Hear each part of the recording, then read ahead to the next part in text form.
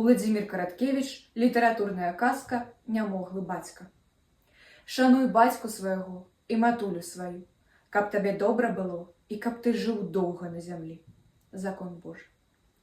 Адносіны да бацькоў – гэта галоўны крытэрый чалавечнасці.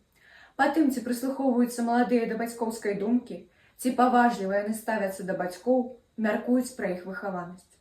Мудрыя людзі казалі: дзіця да маці, як краска да сонца. Хто бацьку шануе, той і дзецям добрую долю гатуе. Добрае дзіця бацькоў думкі згадвае.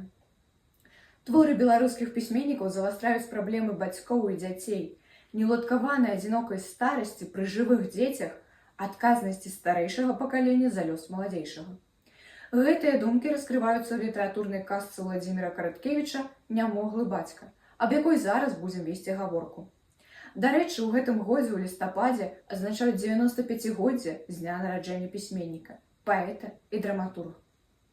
У творы апавядаецца пра нелюдскі, жорсткі закон, які быццам існаваў у старажытнасці. Нямоглых бацькоў адвозілі ў лес, дзе тыя гінулі.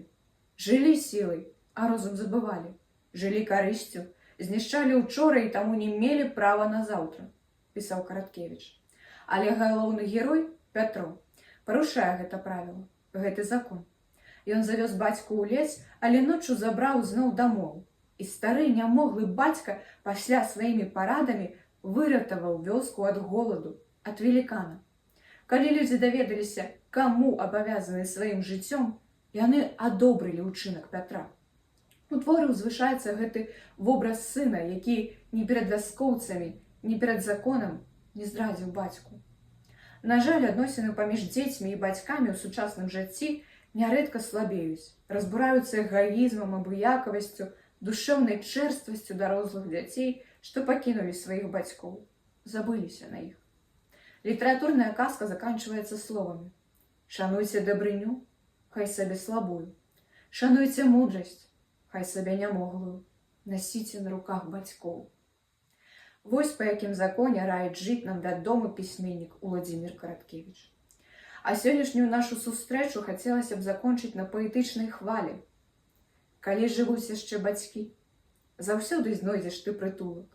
Яны твой тыл і паратунак. Калі жывуць яшчэ бацькі, для іх заўсёды ты дзіця.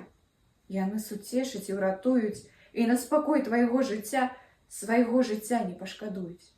І там, задалечу гадоў, дзе ім не быць з табою разам, святая іхняя любоў асвеціць шлях твой цяжкі часам, пісаў Анатоль Грачаннікаў.